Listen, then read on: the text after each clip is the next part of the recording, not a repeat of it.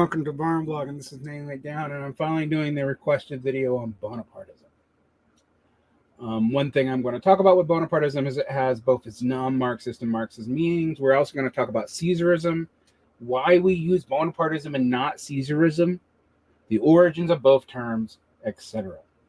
So, Bonapartism first emerged in 1814. It's a political ideology that arose from Napoleon Bonaparte's seizure of the government after the Baehr. Sometimes this is called a conservative, monarchist, or imperial factions of 19th century France. Sometimes it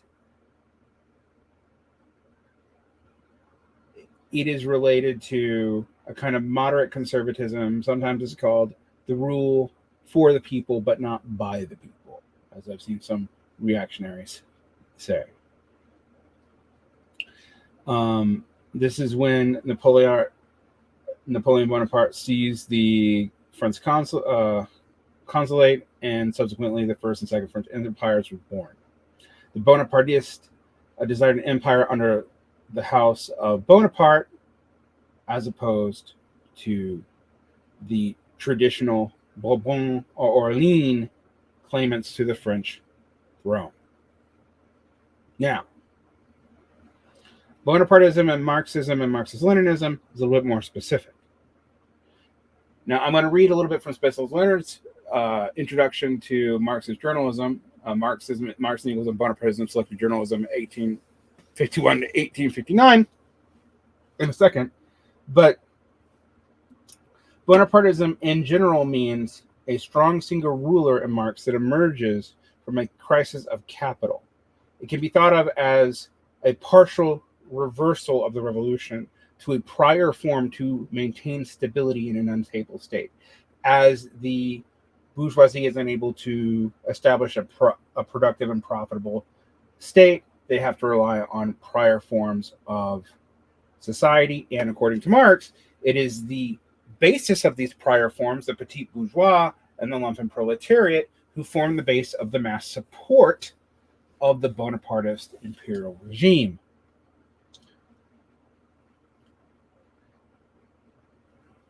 Now, how is this different from Caesarism?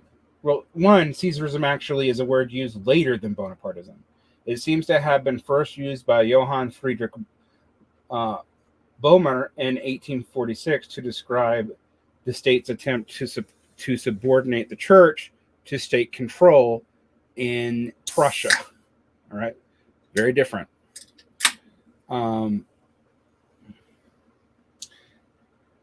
It is often used by religious writers to refer to monarchical absolutism, although some people have conflated Bonapartism with Caesarism. And because Bonaparte admired Caesar, and Bonaparte's admiration of Caesar is used by Napoleon III in his way of establishing the Second French Empire, many people have called Bonapartism social Caesarism. The reason why Marxists don't tend to use that term, even though Gramsci sometimes does, is that Caesarism is a more general problem than Bonapartism. Caesarism can have multiple class characters and exist before capitalism. Bonapartism does not. So you can kind of think of it in a way, if you wanted to use both terms, and I'm not sure you really do, that Caesarism is like not a trans-historical form, but a form that shows up in multiple points in history where there's various social breakdowns, overcomplexity, etc., and the need for a strong, charismatic leader to form the base of society through sovereignty, through the assertion of sovereignty, which is just through military might and charisma. Whereas the Bonapartist is a specific problem. All right. So now I'm going to read from Spencer Leonard's introduction.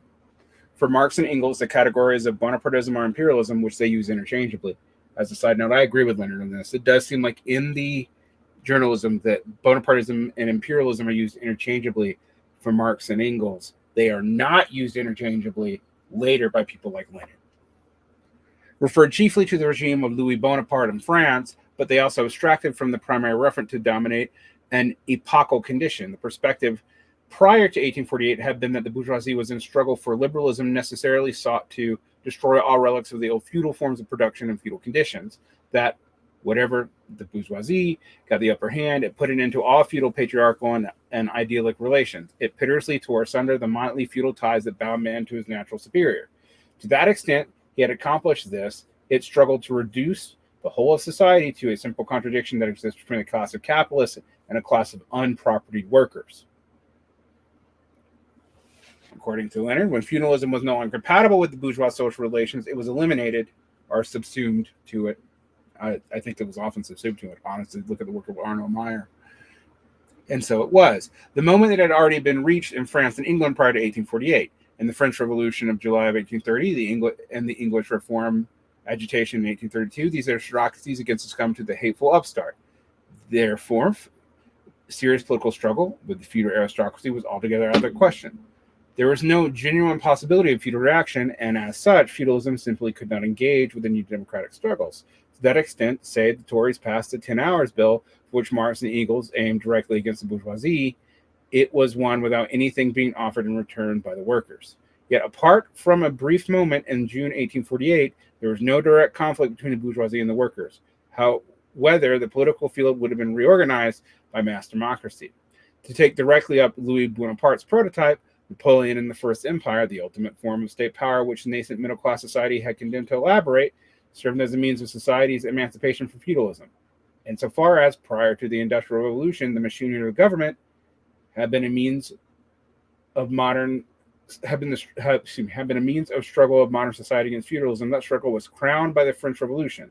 The revolution transformed the state from an organized predation upon society into a weapon of a nascent middle society in which its struggles of emancipation from feudalism. Now, middle society here is the bourgeois against the aristocrats, not some kind of notion of the PMC or something like that.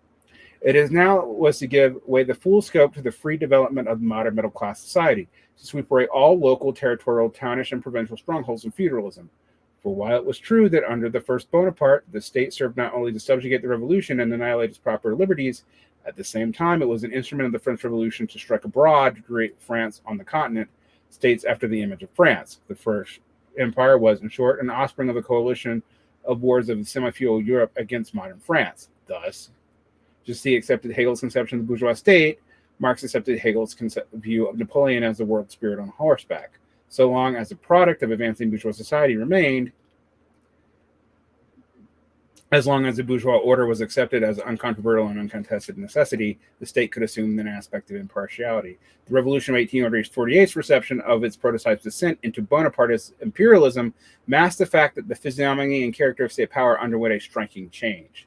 In and after the Revolution of 1848, there was nothing from a higher reaction which enjoyed such success. It has become highly fashionable in certain circles. This new form of reaction, imperialism, arises as the necessary form of the state in a country where the working class, at its high level of development in the towns, has been defeated. Rather than a class state, this new form represents a suspension of the class struggle. As so far as both workers and capitalists are concerned, imperialism is characterized by the fact that it prevents them from coming to blows with each other.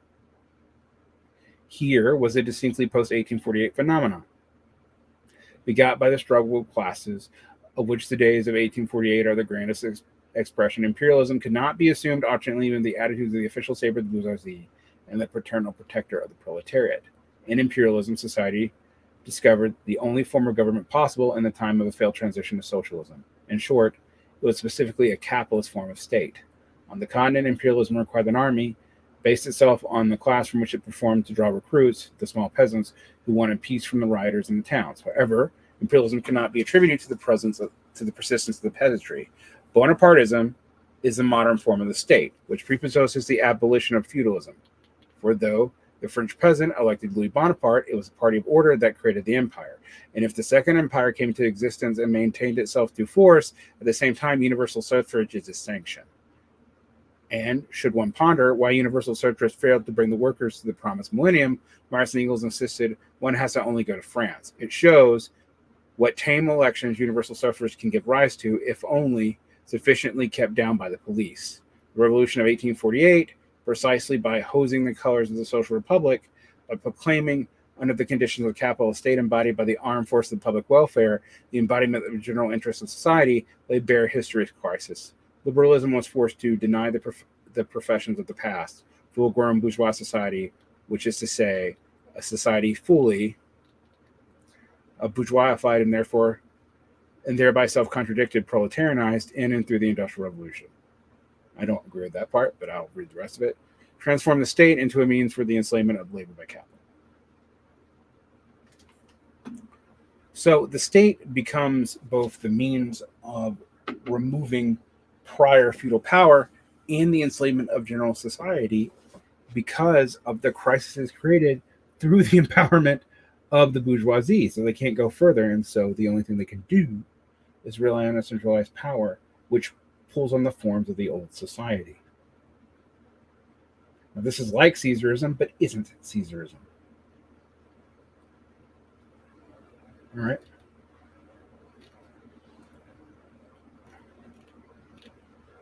Now I'm going to read from another polemic. Marxism versus Bonapartism. The tendency towards a strong state also corresponds to a new world order complained by Washington at the time of the counter-revolutionary destruction of the Soviet Union and the First War in Iraq, 1990 to 1991, to present terrorist war and terror launched by U.S. imperialism in its entirety.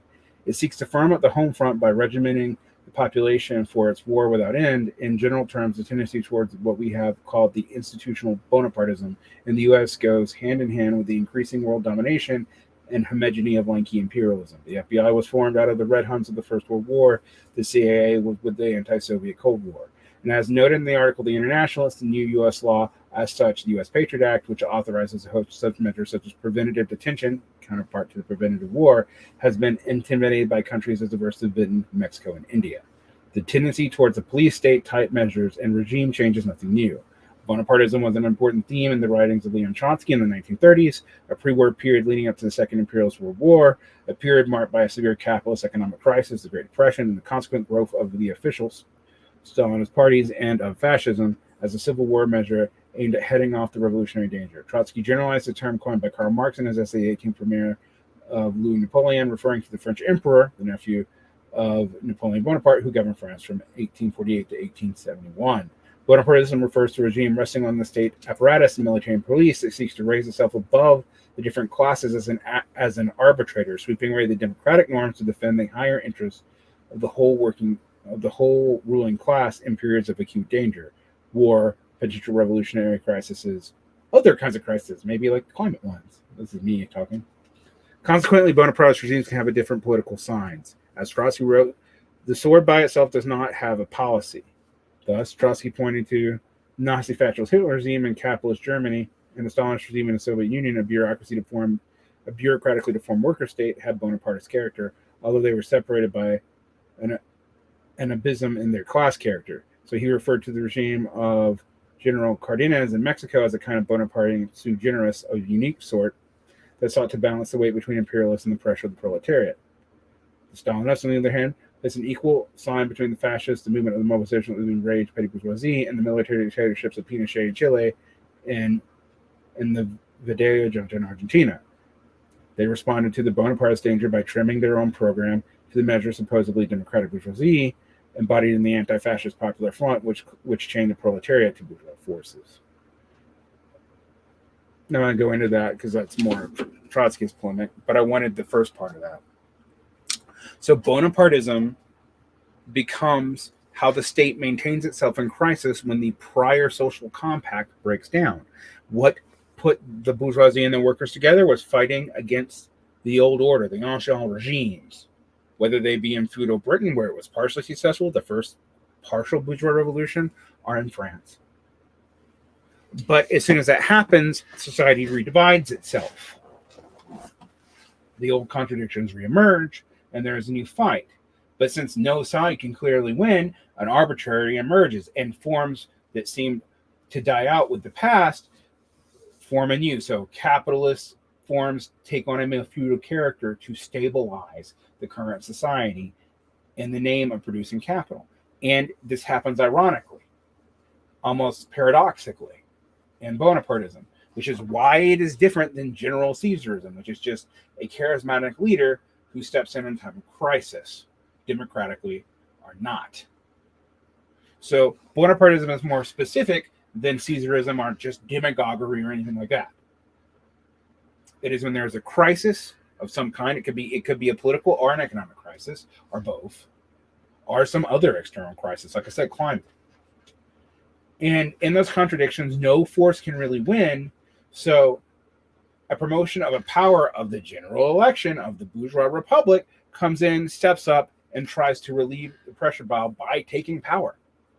And in taking power, kind of calms everything down and can force class conflict to emerge elsewhere through its own imperialism, thus creating in national liberation movements new bourgeois orders where there weren't any before, just subject imperial states of the old form of imperialism, none of the way we use it post-Lenin. I hope that is clarifying. Check the show notes for more information.